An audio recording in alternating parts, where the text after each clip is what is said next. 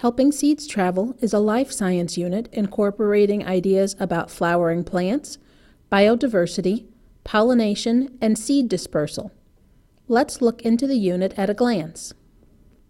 This unit covers several second-grade life science standards about plant needs, seed dispersal, pollination, and biodiversity. 2 of the next generation science standards correspond to a Missouri Learning Standard listed in parentheses on this chart. 1 standard is only an NGSS standard. Take a moment to pause the video and review them.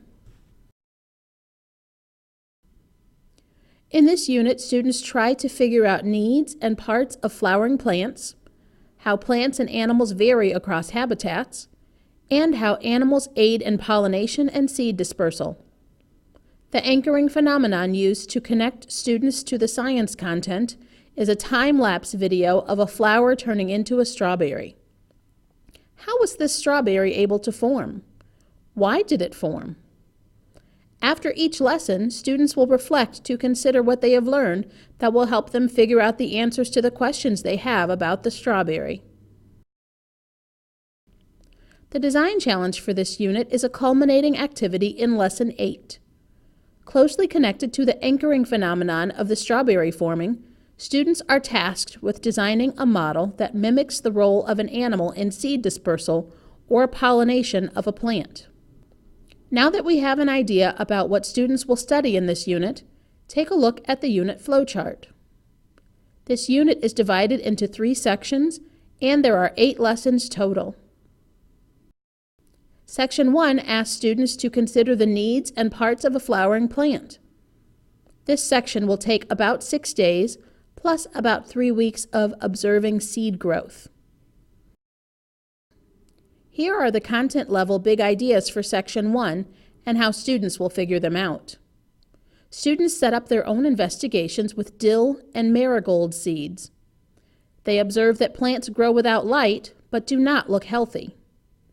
They record plant growth data, graph it, analyze it, and draw conclusions to figure out that plants need light and water to grow.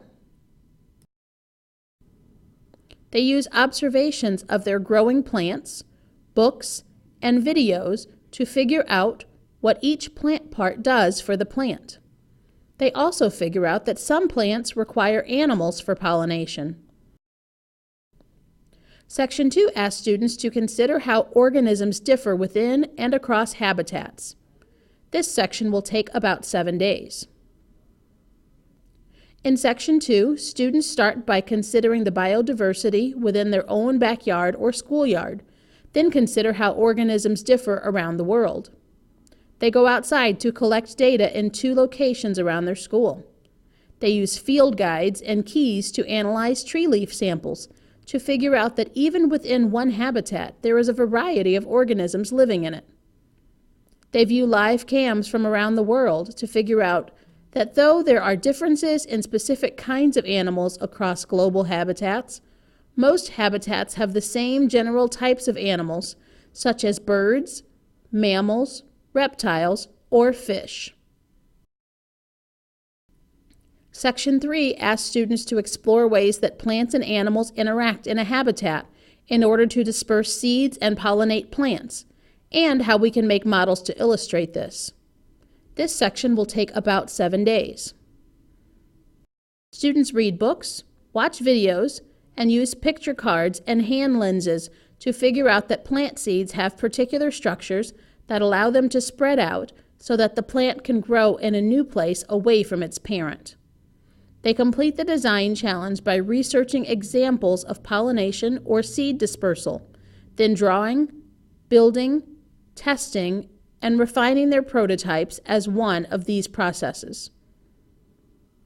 By the end of this unit, students will understand plant needs, plant structure and function, biodiversity, and how plants can use animals for seed dispersal and pollination.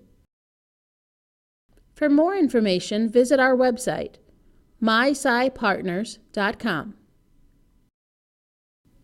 mySci, inspiring the next generation of scientists.